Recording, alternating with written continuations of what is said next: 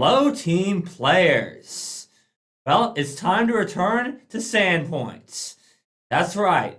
We're getting a new module called 7 Dooms for Sandpoints soon, within the next week, which means it's time for another teamwork belt. It's time for the Ancient Guardian. Let's dive in.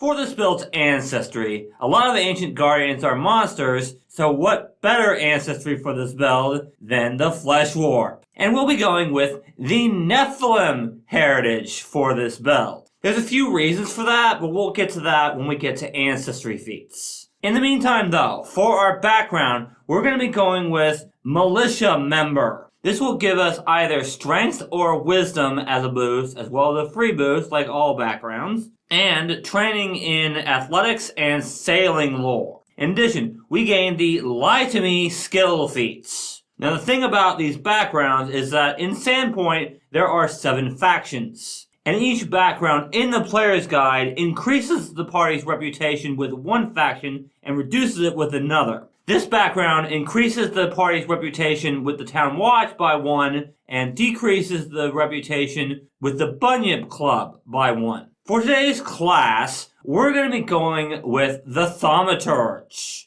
According to the player's guide, Thaumaturge is an excellent choice for this module. And although any implement can work well in this module, implements that incorporate themes from ancient Thassalon work extremely well, such as an amulet bearing the Shedron symbol. Speaking of implements, the ones we want to pick for this build are the amulet and the chalice. If you take this build beyond 11th level, which is as far as this module goes, then you can pick pretty much anything you want as your third implement. I, of course, went with Tome because I consider that to be the best one, but for this build, it is very important that you pick the amulet as your first implement. The chalice is also extremely useful once you get to level 5, which will be extremely soon after you start this module since it starts at level 4. In this video, I will be going from level 1 to level 11. The starting stats for this build should be Strength 2, Dexterity 0, Constitution 2, Intelligence 0, Wisdom 1, and Charisma 4. For our first class feat, we're going to go with Root to Life. This allows us to spend 2 actions to remove each source of persistent damage on an ally, but more importantly, spend 1 action to stabilize them. They do have to be adjacent to you to use this ability, but a tank that can stabilize allies is huge. And being able to do it right at level 1 is pretty big. Moving on to our ancestry feat, we're going to take our lineage, Lawbringer. So we gain a +1 circumstance bonus on saving throws against emotion effects. In addition, if we roll a success on a saving throw against an emotion effect, we get a critical success instead. Our wisdom isn't going to be very good at the beginning, which means our will saves aren't going to be very good. And most emotion effects require will saves. I mean, granted, it's not our lowest save, that's our reflex save, but still, getting a bonus on will saves is going to help a lot with this build.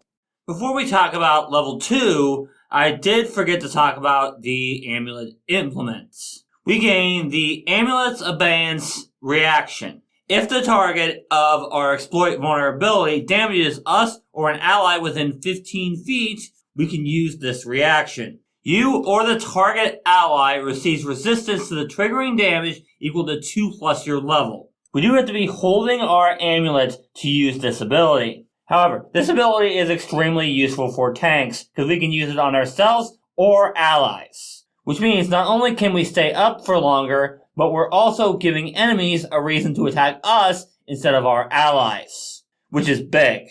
For level 2, we're going to want to take Esoteric Warden. When we succeed at our exploit vulnerability check, we gain a +1 status bonus to AC against that creature's next attack, and that same bonus on the next saving throw we make against that creature. These bonuses are +2 if we critically succeed, but we can only gain these bonuses against a particular creature once per day. But this does stack with our Lawbringer lineage, as this is a status bonus, and Lawbringer is a circumstance bonus. Moving on to general feats. I am going to cover all the general feats since you can mostly take these in the order that you want.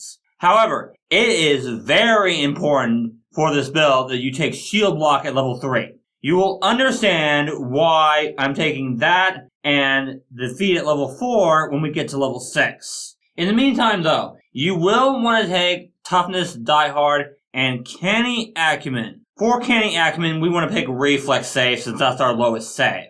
And finally, incredible initiative is going to extremely help this build because we want to get right in there and protect allies. So going first is a big deal in this build. Moving on to level 4, we're going to take the Bastion Dedication. This and the feat at level 6 is why we need shield block. But this will give us the reactive shield fighter feats, which isn't hugely important, but we do need this to take a very important feat for this build. So that's why we're taking this.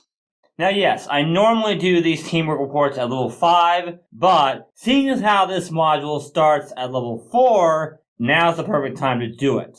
So for today's first teamwork reports, we can't really use a shield yet, which means we're going to have to rely on the reaction we get from our amulets, which is why it's so important that the amulet is our first implement, as at this point we can't really use implements and our shield, as we do need to be holding our implements to use their abilities. However, we will be able to use a shield and our implements a lot sooner than you think. And remember that Esoteric Warden and Lawbringer do stack, so it's going to be a lot harder to hit us with emotion effects, at least for the target of our exploit vulnerability anyway. As for Root to Life is going to help us with other melee attackers in this party, particularly them. But we can still use it on other allies, we just have to move up to them. And believe it or not, that's all the Thaumaturge feats I'm going to be taking in this video. There are other Thaumaturge feats that can be useful in this build, but they're all higher than level 11. And now that I think about it, Reactive Shield is useful for this build, and we'll talk about why later. Okay, for our level 5 Ancestry feat, we're going to be taking Uncanny Awareness. This will give us Motion Sense as an imprecise sense out to a range of 30 feet. So enemies will have a really hard time sneaking up on the party, which is of course extremely helpful. This of course is also when we get our Chalice implement. This gives us the Drink from Chalice action. This is mostly something we're going to be able to use outside of combat. Don't get me wrong, at this level we're going to be able to use it in combat. But unfortunately, once we get to 6th level, it's mostly going to be an out of combat thing. But you or an ally can either sip or drink from the chalice. Sipping from the chalice gives temporary hit points equal to 2 plus half your level that last until the end of your next turn. Drinking from the chalice heals 3 hit points for every level that you have. But using this ability means you can't drink from the chalice again until it refills itself, although it can be sipped from. Refilling the chalice takes 10 minutes. Creatures with negative healing can still heal from this effect. Moving on to level 6, we will be taking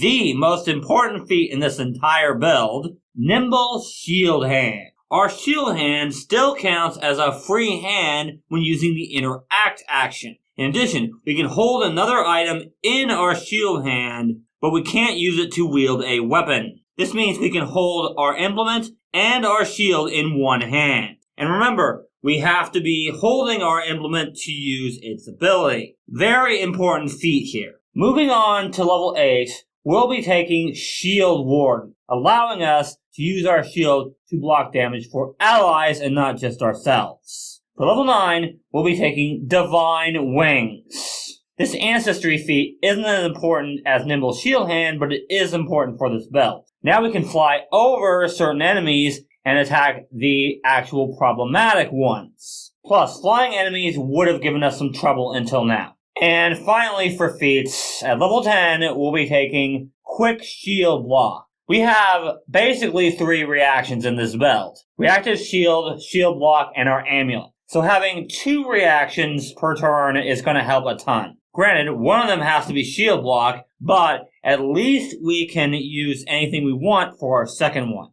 Okay, if you've got free Archetype, you're going to have to be careful here. Your first Archetype needs to have a level 4 or lower skill feats. because otherwise we can't take our Bastion dedication at level 4. I went with the Herbalist. As with Nimble Shield Hand, we can interact with the alchemical items we get from the Herbalist dedication. But before we get that, we can hand out those items to our party members, which is very helpful. As for other archetypes that can help this build, Sentinel is always a good option, as is the Champion, especially with Divine Ally Shields. And Mighty Bulwark from the Sentinel is going to help a ton with this build, because our reflex save isn't going to be good at all. Those are my suggestions, but you can take what you want. Just remember that first one needs to have a level 4 or lower skill feat.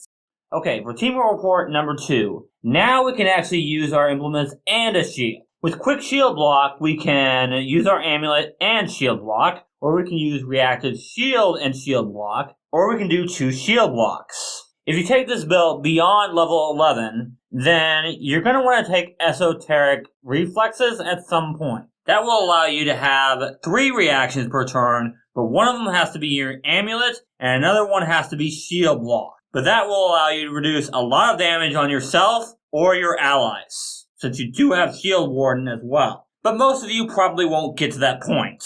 But just having Shield Block and something else is going to help a lot. And even though we don't have a huge amount of Thaumaturge feats, we do have Exploit Vulnerability, which is going to help a lot with our offense. At least against one enemy at a time. But overall, play this like you would any other tank. Try to get enemies to attack you instead of your allies. Which, don't worry, will not be hard, especially against smart enemies. As not only will you be adding weaknesses to them, but you'll also be protecting allies. 2 very good reasons to attack you instead of your allies, which is what we want. It's a shame that at this point we can't use our Chalice in combat, but it is a good way to heal outside of combats, especially in combination with the medicine skill. Alright guys, I did only go to level 11 with this video. However, if you want the full build from level 1 to 20, you can check out my Patreon page. Link is in the description. In addition, if you want my videos early, you can become a member of this channel. But maybe you're more interested in builds for the Kingmaker campaign. If you are, you can check out these videos here. Thank you guys so much for watching, and remember, teamwork is vital. It helps us solve problems.